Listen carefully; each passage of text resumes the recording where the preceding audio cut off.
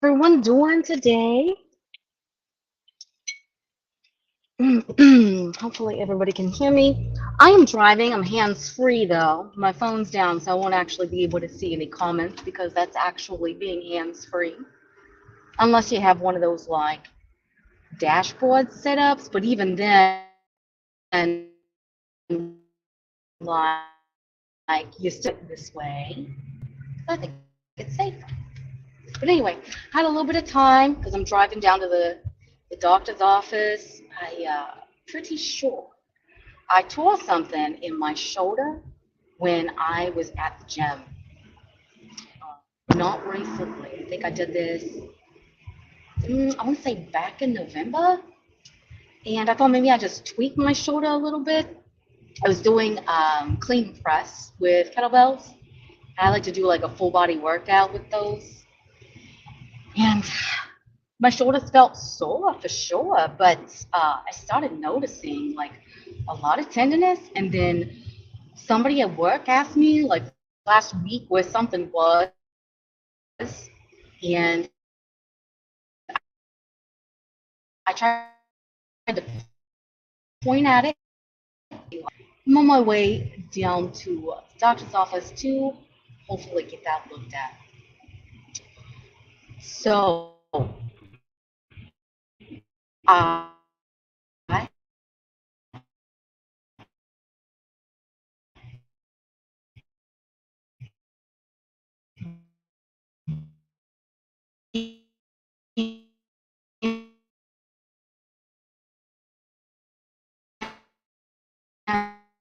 and our girl, our favorite girl, Chantal,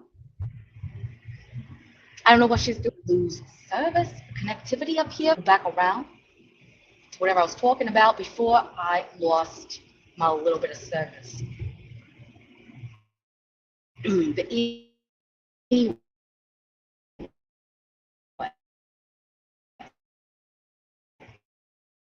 um, I don't know. I can't remember if she said why she went specifically to the emergency room, but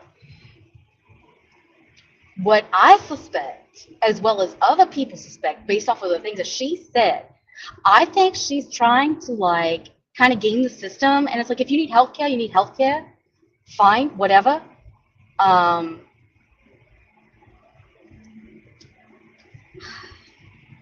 it is frustrating, I will say. But anyway, she's not really tried to get a family doctor. She hasn't put her name on the wait list to anything. And so, what I suspect, as well as several other people seem to suspect, is that she purposely spiked her blood sugar, thinking that she'd show up to the emergency room, be able to cut everyone else in the line, and be like in and out. That she'd get her medicine and go. Fortunately, she's on metformin that she got when she was in Kuwait, and she's not taking it because she says it makes her feel bad. Well, of course it does. I'm sure everything feels bad right now, Chantal. Like, what the frick? Anyway, I digress. So, Chantal shows up in the emergency room, and apparently they started her off with like an ECG, which is an electrocardiogram, like a little, like them little stickers they put on your chest, and then they get the electrical current print out of your heart. Um, so they started her off with that, and a lot of other people suspect, and I do concur, that maybe she told a little lie and said she was like having chest pain. They probably looked at her and said she was a heart attack waiting to happen. And they're like, okay, girl, come back here. Let's have a look at you. And, whenever her ECG came back normal, then they would find out that she is type 2 diabetic. So they get her blood sugar reading, and of course it's sky high. And apparently the day before she was at like an all-you-can-eat Chinese food buffet, pigging out. It's like, does this woman not understand that diabetes is no joke? That like you can and will lose your life if you do not take this seriously. And if you don't lose your life, your quality of life is going to be so depleted, you are going to be nothing but a burden on everyone else around you. Could you imagine Chantal with no legs? Because that's where she's looking at going if she doesn't, like, we talked about in my last slide, that she has, like a chance to really develop some very bad infections.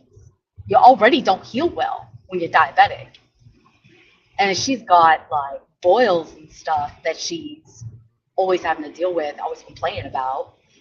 You could probably look at her and see she's not really able to clean herself properly. And then the funny part, okay, so let me get back on point, right?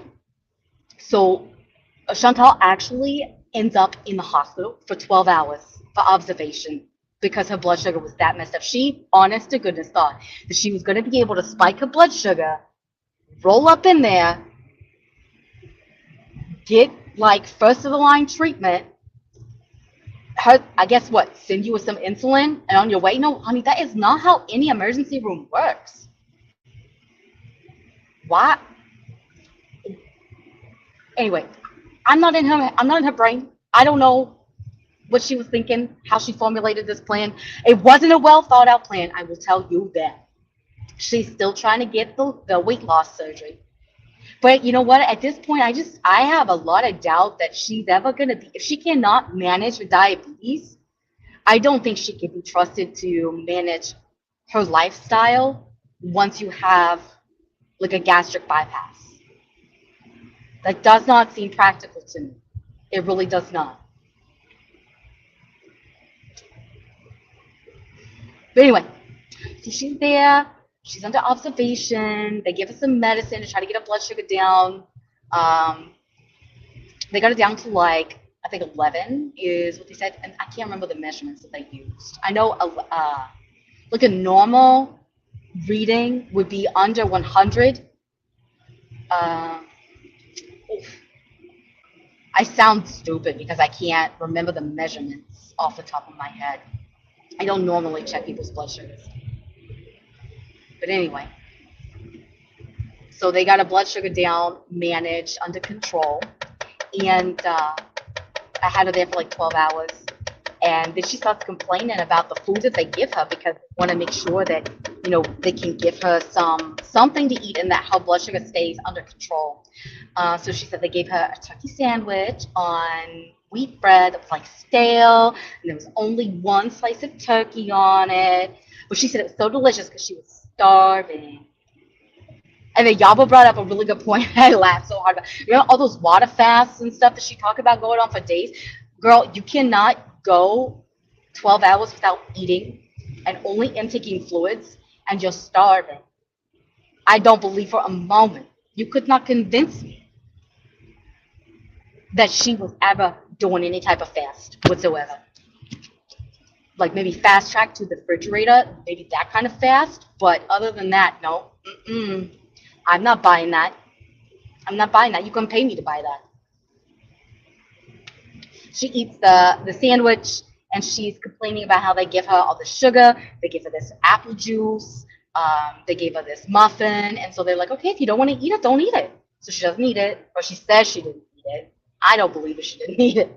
Okay, I'm getting a little petty. I get really frustrated when you hand people the tools to manage their health and they can't be bothered. They're just too lazy to do it. They just can't be bothered to do the bare minimum, which is take your metformin, Chantal. Anyway, that's the point. So her blood sugar, like she's able to manage her blood sugar after eating. And so they let her go, right? And she's walking out to her car. It was in the car garage. She sits on the 5th floor. And that means she's got to take the elevator. Okay. And then she's terrified of elevators. Blah, blah, blah, blah, blah. Okay, listen, Miss Ma'am. I know for a fact that you parked on the 5th level of that parking garage. You had to take that elevator down. So I don't know why you make it a big deal now. I really do not. I know. Sure, this guy's got sandals. You did not take the stairs on the way down. So I don't know what you're complaining now. I don't even know if I believe this. But if it's true, it's going to lead to my next point. So she says she gets in the elevator, and it gets stuck. It doesn't level out, so the doors won't open. How much do you have to weigh, Chantal, to not get that elevator to level out.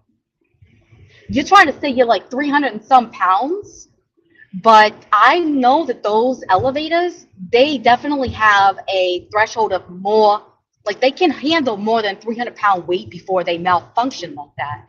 So I don't know, maybe you were telling the truth whenever you said you were like 530 some pounds. Because I'm pretty sure those elevators, and I reserve the right to be wrong, so you can fact check me, but I'm pretty sure those elevators do have a 500-pound weight limit. Those little tiny elevators that are in like the parking garages, not like the big industrial ones, but like those are little tiny elevators. Pretty sure they only have the weight limit for a 500 at the most. At the very most.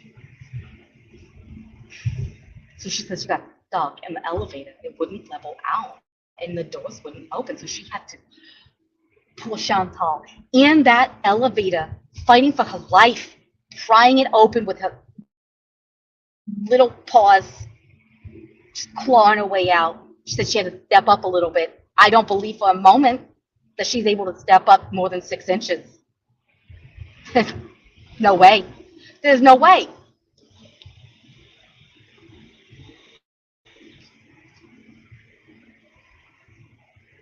Mm-mm-mm. Mm-mm-mm. She's a frustrating gal. You say that? She's a frustrating gal. Not necessarily that Chantal's going to be somebody that I regularly cover, but I'd like to get on here and talk about, some of the stuff that, especially like with like the healthcare stuff, that definitely interests me. Um, but yeah, I do not know what the future holds for her. I can tell you one thing. Yaba mentioned this, and I'm inclined to agree. If she becomes like, it's chilly here. If she becomes like, if her quality of life depletes so much that she's reliant on those around her, Salah's gonna hit the road. I do not think that man will stick around. I do not. I cannot picture him pushing around a blind, legless Chantal. And I mean, statistically, men leave when the wife suffers healthcare issues.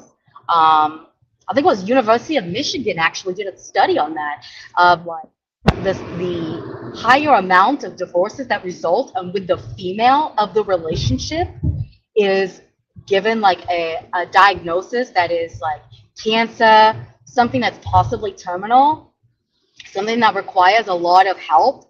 The man in the relationship, the male, will file for divorce. Statistically higher instances in that particular situation. So I don't know what it's like in other countries, but I can assume it's most likely a human nature thing, and it's not necessarily specific to Western culture. On a more serious note, speaking of like Eastern cultures versus Western cultures, I don't know if people saw the news yesterday, but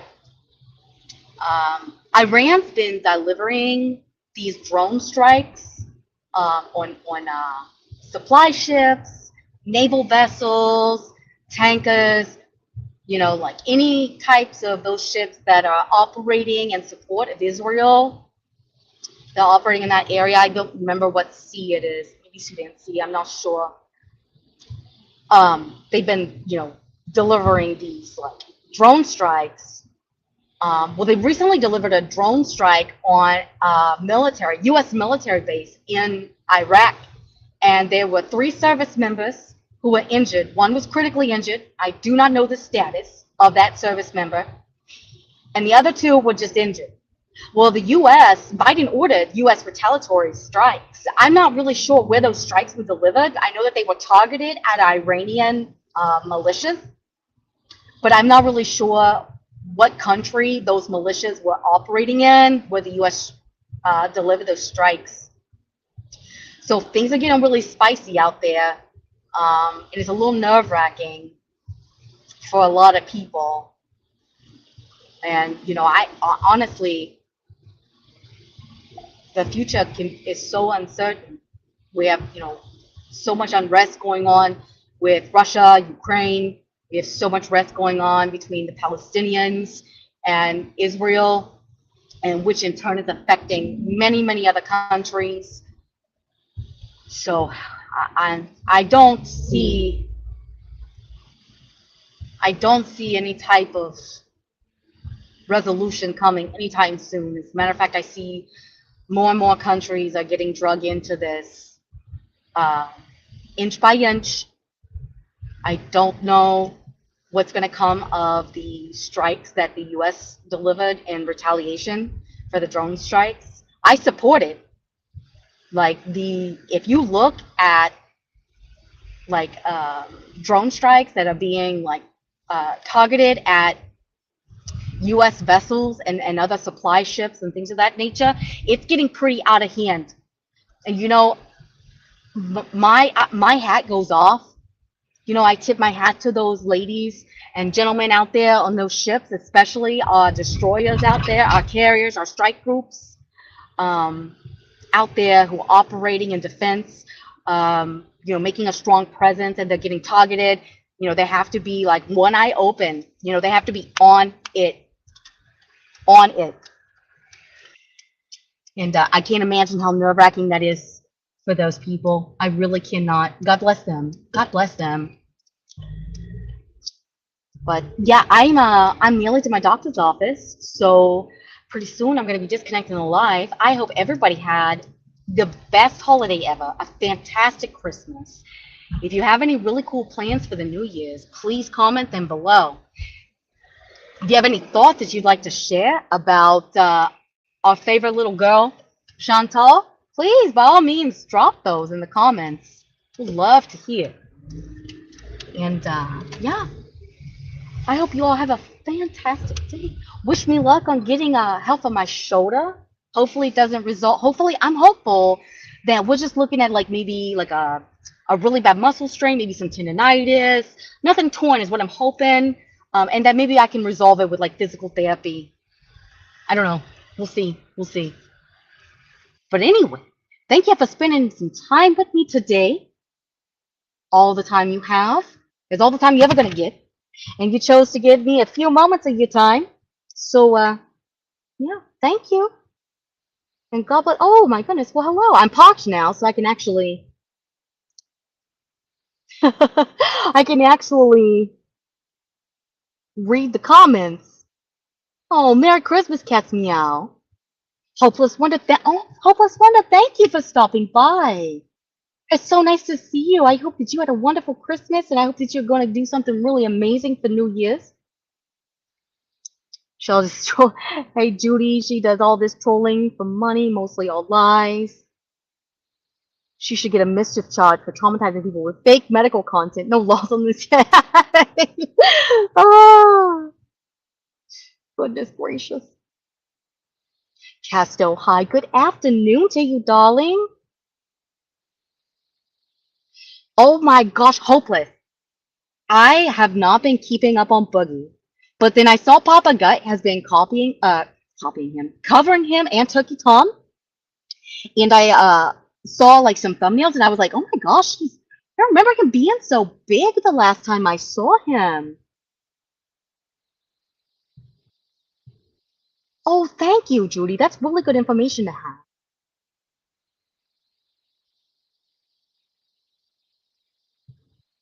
B, you if you have any low hanging fruit to watch, Chantal is your girl. Okay, because I'm telling you what, like the jokes, they just keep coming with that chick. They really do.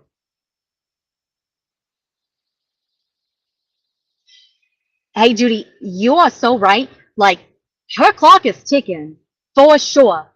Like, I don't know if somebody needs to have like a sit down with her and like tell her to like get with a like you need to get on that list, or you need to pay out of pocket and actually get seen. Because I know somebody mentioned today the medical centers, you can pay out of pocket, you can get seen, you can get these types of things managed. But she needs to do something because she is literally her days are gonna be numbered because she's not getting it. She's not getting it.